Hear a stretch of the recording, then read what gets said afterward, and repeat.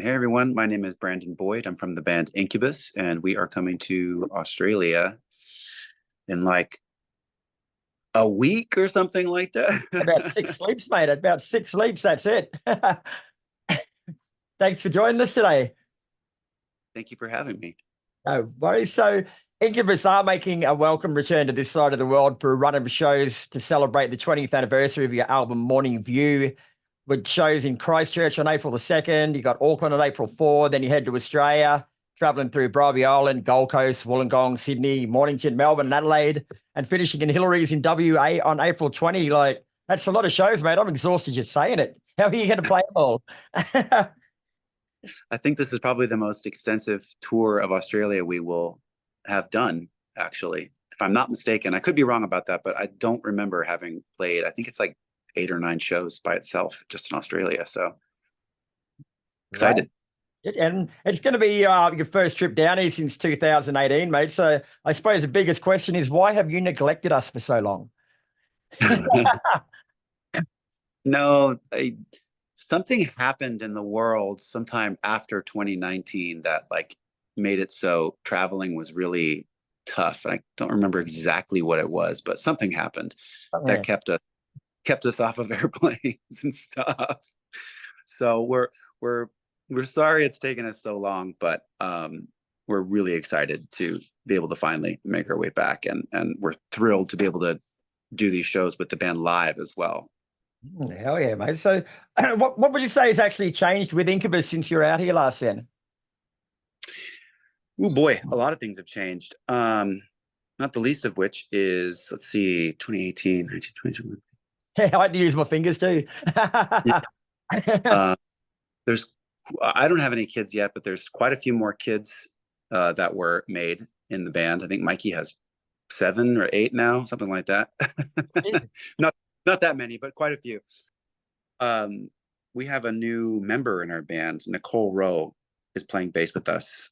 She's been with us for just about a year, I think, and she started out filling in for Ben Kenny, our bass player of over 20 years. And upon his recommendation, actually, that's how we found out about Nicole. Was Ben Kenny recommended that we call her to fill in for him while he was stepping out for a time. And then when he decided to not come back to the band, we it was a tough call, but it was his to make, and we were saddened by it. But then we asked Nicole if she was interested in being a part of our band more permanently, and she enthusiastically accepted. And it's been a real joy playing with her and being around her. And so yeah, that's probably the biggest thing that's changed. I think is just we have a new member. Yeah. You sort of touched on this briefly before, mate, but you were bringing with you another legendary band in the form of Live. So it's a perfect touring team as far as I'm concerned. But what made you decide that bringing them out here would be a good fit? This was something that it honestly wouldn't have occurred to me to put our bands together to do this. It came through other channels to potentially pair us up to tour. But when we heard about it as a possibility through these other channels, all of us were very enthusiastic about the idea because, Live was one of those bands when I was growing up that they just had some bangers. You know what I mean? Like, they got some tracks that are just killer. And I've actually never seen them play live. And Wow. so pretty awesome to go on tour with a band that you enjoy, but you've never had the pleasure of seeing live. And so this will be my introduction to them formally. Geez, that's amazing. There wouldn't be many bands out there that you haven't played with before that you actually like, would there? Say that again. But there wouldn't be many bands out there before that you haven't played with that you actually like.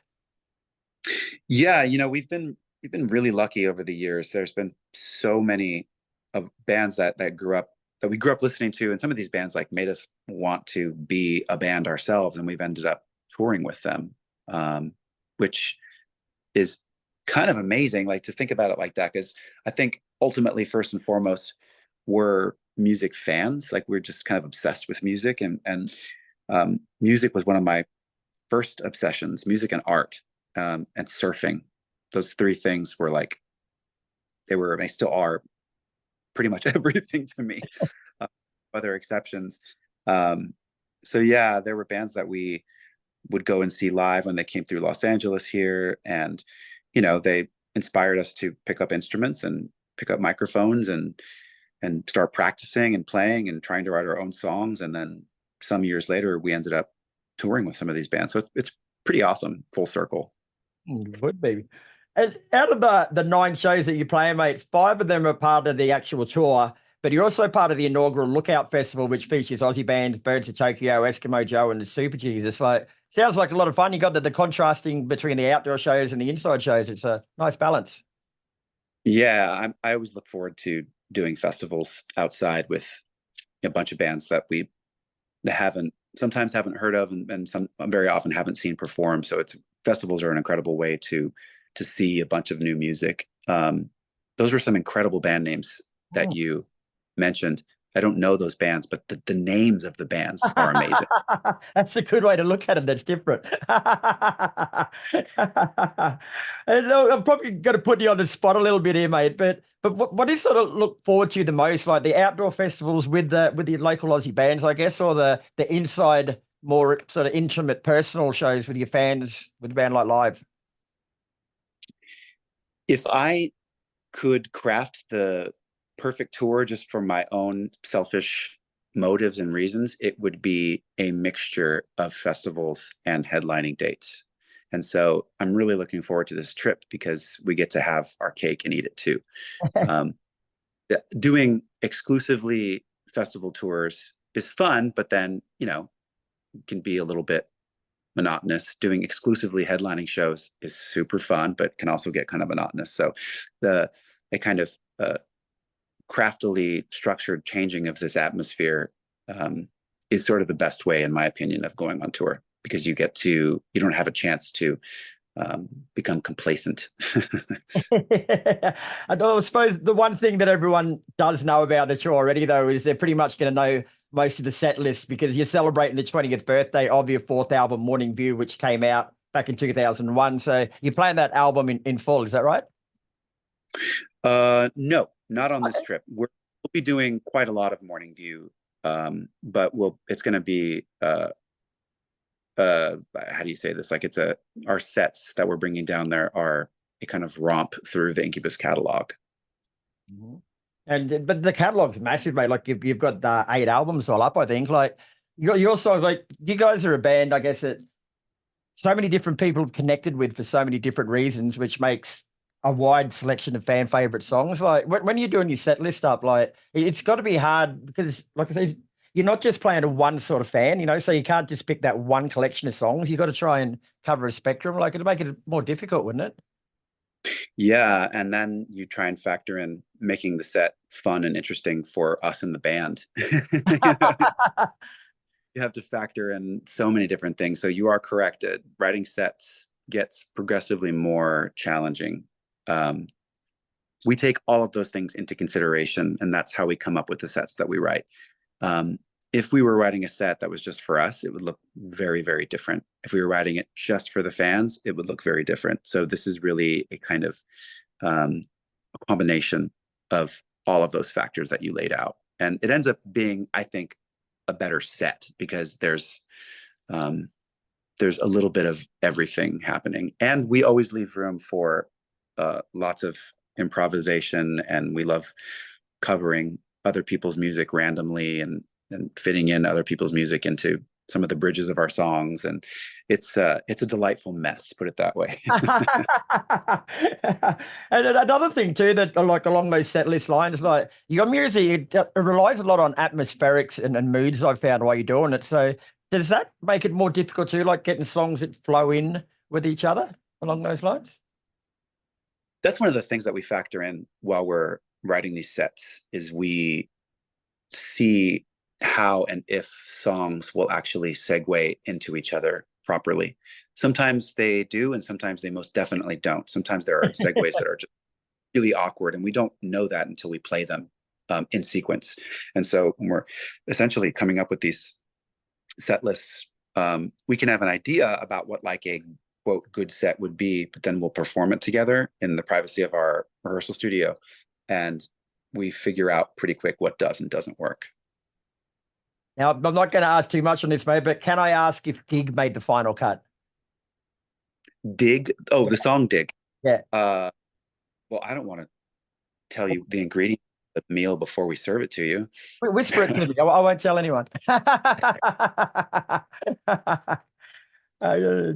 So sort of focusing a bit on the album Morning View, because you've just finished the tour over there celebrating that, and you are celebrating it here, mate. Like, the main songs of that, you first started playing them around the 2000s because that's when the album came out, but they all stood the test of time because you've just, like I say, you've just finished playing them again now. Like, did they get the same sort of response 20 years later, or did people relate to them differently?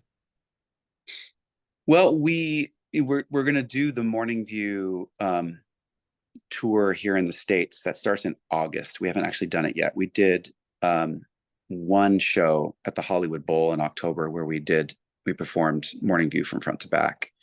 And it was a pretty wild experience because, you know, it's hard to really truly gauge how people feel about a song, let alone like an entire album.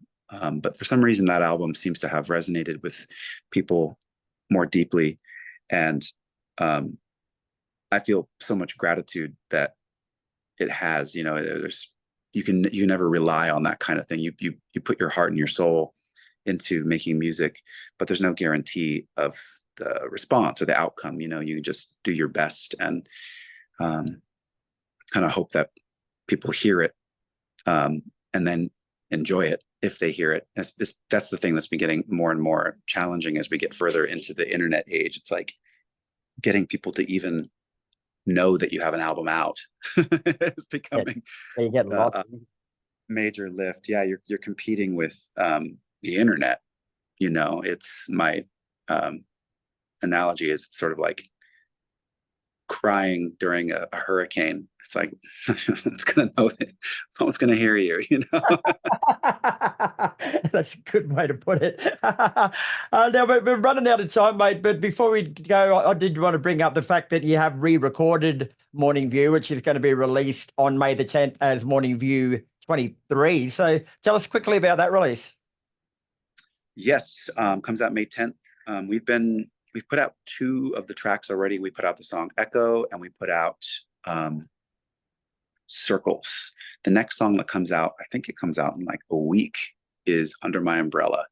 We've been purposefully putting out songs that weren't singles back in the early 2000s, though I'm sure the songs that were singles back then will become singles in the near future again. But yeah, we're super excited about it. The re-record turned out beautifully. We worked really hard on it, and us in the band and everyone that we've played it for seem pretty excited about it. So we hope that our listeners will give it a fair shot, you know. And how about from a personal point of view, mate? Like, did you find it difficult in any way, I guess, reconnecting with those songs nearly 25 years after you wrote them? I don't think it was difficult to reconnect with them. What was challenging was to put myself back in a position from like a physiological place. Like, I'm 48, and when we wrote and recorded that, I was 25. So my voice has changed a little bit, and it's been through any number of adventures in that period of time. So, but I found it, and I continue to find it, the place, the resonance, so to speak, of where I was when I was singing those songs. And yeah, I'm actually really stoked with the way it turned out. So I'm excited for people to hear it. Well, very good, mate. All right. Well, that's our time up, Brand. It's been a pleasure speaking with you, mate. Thank you very much. The tour kicks off in under a week in New Zealand on the 2nd of April. One more show there, then moves to Australia. So check out your socials, do your thing, and get along to a show. Thank you so much. All right, mate. Thanks for your time. Enjoy the rest of your day.